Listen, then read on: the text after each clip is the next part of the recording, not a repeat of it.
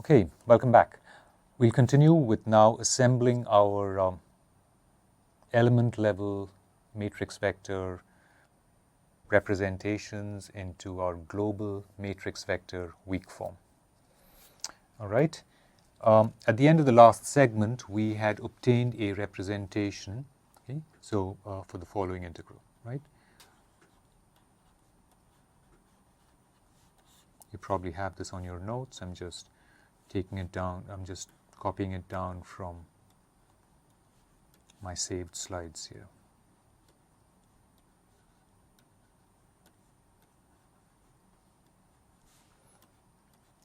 Right, we said that we considered a specific example where we said that that local degrees of freedom 1, 4, 5, and 8 were the ones that lay on the face that coincided, the face of the element that coincided with the Neumann boundary. Okay, so we wrote that out in the following form.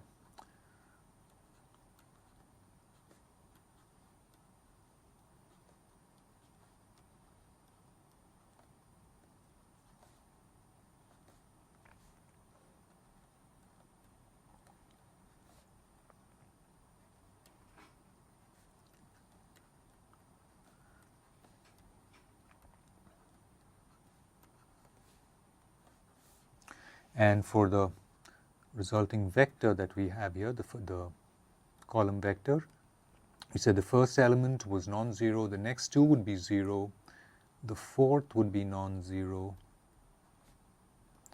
the fifth would also be non-zero,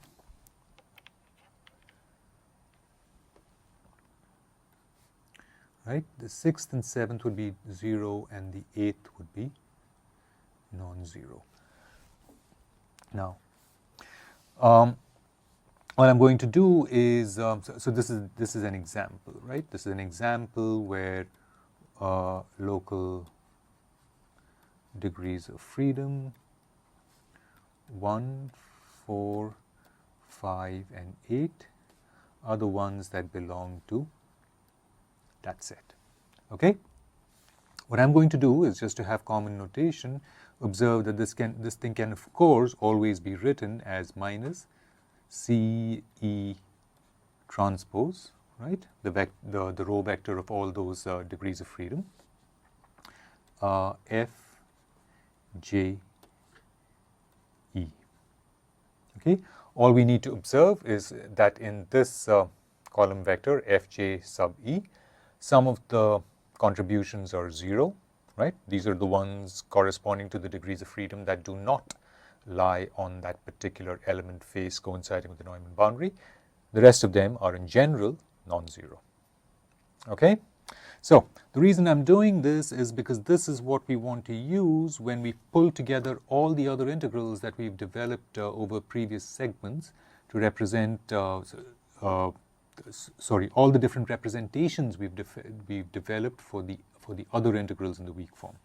Okay, so what we want to do is use in the following, right?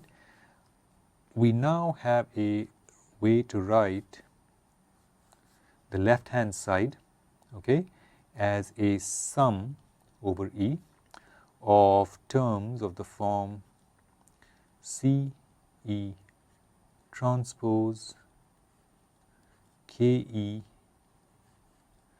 dE. Okay, we derived this a few segments ago, equal to sum over E C E transpose F internal E. And now this new term that we've developed here, right? This is again a sum over elements, but I'm not going to write. I'm not going to say that this sum for the traction term extends over all the elements, right? Instead, adopting the notation that we had in the previous segment to designate the degrees of freedom lying on the Neumann boundary, I'm going to say that E here belongs to a set E sub En, which I think we actually already have defined, right? The elements corresponding to elements which have some part of their surface, of their faces lying on the Neumann boundary. Okay, so we have E belongs to this script En, C E transpose F J E. Okay, the other sums run over all the elements, E going from 1 to NEL, E going from 1 to NEL. All right. Okay. At this point, I want to bring to your attention the fact that we can just multiply this through by minus, right? By -1, changing all the signs so that we get something that we may feel a little more comfortable about. Okay, so we basically transfer the minus sign onto the forcing function. And this brings us to another little detail which it is useful to bring up at this point before we go ahead to assembly. Okay, and I'm referring to the fact that the way we've set things up here, that term has a negative sign. Okay, so I'm going to refer to that and I'm going to do that in an aside. I need to make an aside here.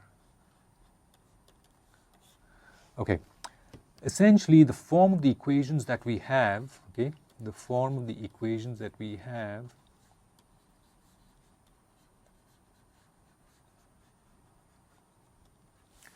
is obtained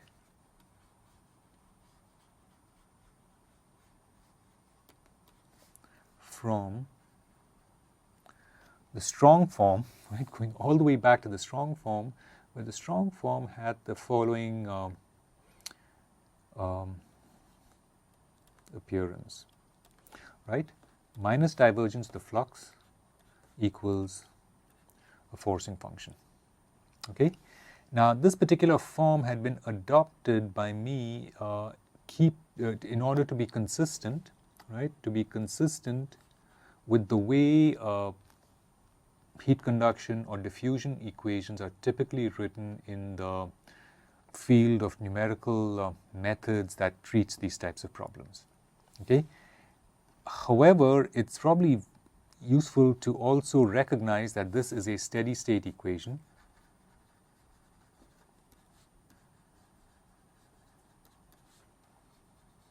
Okay, arrived at from an equation of another type, right? Now, let us suppose that whatever quantity that is undergoing transport, like for instance the temperature, right? If one were to include the rate of the temperature, right, that is go away from steady state, but really look at how the steady state problem arises, one would get an equation of the following form. One would have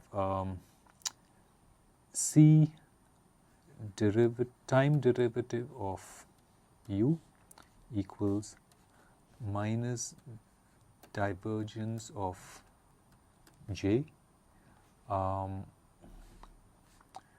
minus F. Okay, where this would be, if you were thinking of the temperature problem, for instance, right, the heat conduction problem, this left-hand side would be the rate of change of temperature.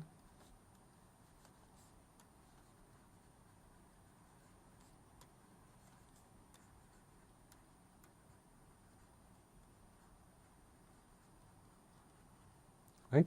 And the statement here would be that the rate of change of temperature was driven by this term, which we have already previously observed to be the total influx of heat into a little elemental volume, right?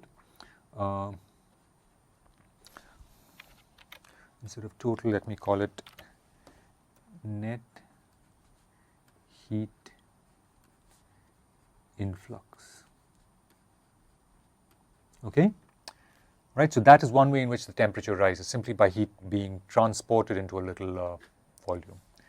And then this term would correspond to the local heating. Local may be distributed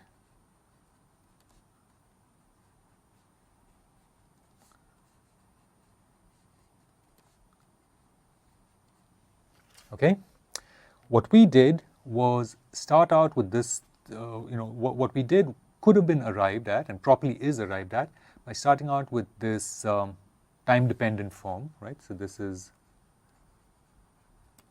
time-dependent form, right? And saying that, well, we have steady state, and therefore we set the time rate of temperature equal to 0. Okay? And then, of course, that we would have been left with the right-hand side equals 0, which we would have rearranged to the form presented here. Okay? All right? And this is the form that we worked with. Okay? But you observe that when viewed in the larger setting of a time-dependent or a transient problem, the local distributed heating, or alternately, if you're looking at a diffusion problem, the local supply of mass, okay, for the way we're writing things out, is properly minus of F. Okay? Right? It's just a matter of the way we took the signs when we started out with the PDE in this form. All right? So, what this suggests is that if we look back to the equation that ended the previous slide, okay, it makes sense for us to simply flip the sign on the forcing term, okay, and we'll give it a different symbol, right, and we'll, that will be properly the forcing that is obtained from considerations of how the steady state PDE can be arrived at from the transient problem. Okay, so what we're going to do is redefine F bar equals minus F, right? And if you go back and redo all our derivation with just this little change, what we will see then is sum over E integral WHF dV integral over omega E of this, right, with the minus sign, okay, is of course integral sum over E integral over omega E WH F bar dV. Okay, and accordingly the minus sign that showed up when I wrote out the weak form as a sum over elements, right, that the minus sign in the forcing term would be absorbed. Okay, so what I'm proposing is also to write now sum over E CE transpose KE DE equals, what we have so far is this.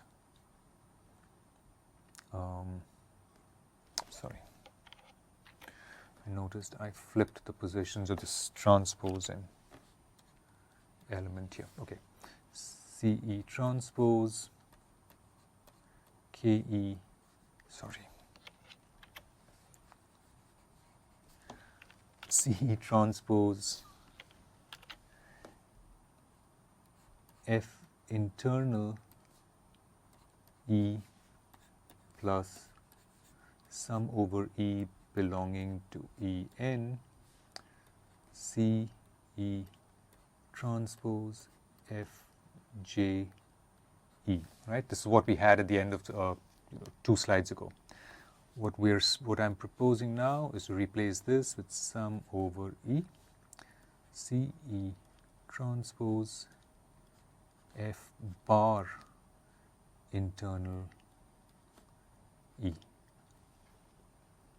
Okay, right, where the association that we are making here is that now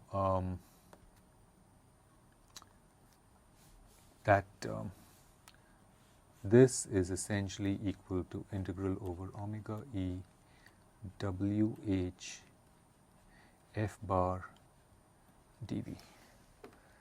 Okay, all right, when we do things this way, F bar turns out to be properly the forcing function that would make sense even in the case of a time-dependent problem, which is something that we will go to.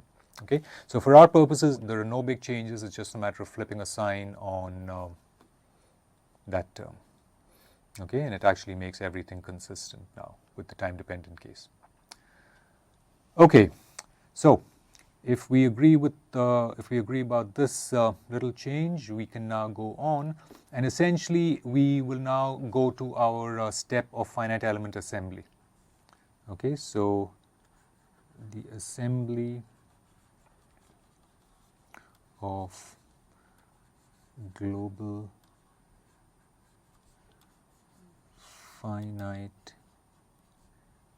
element equations, right, in matrix vector form.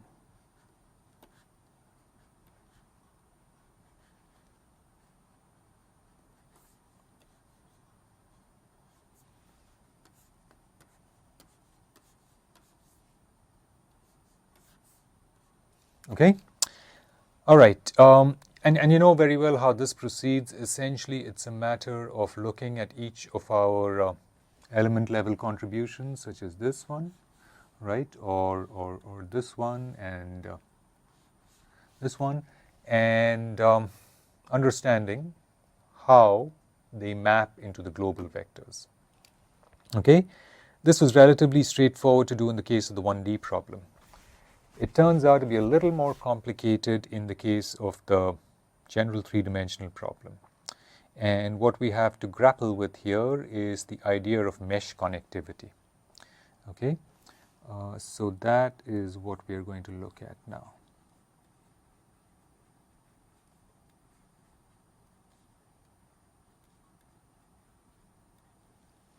Okay.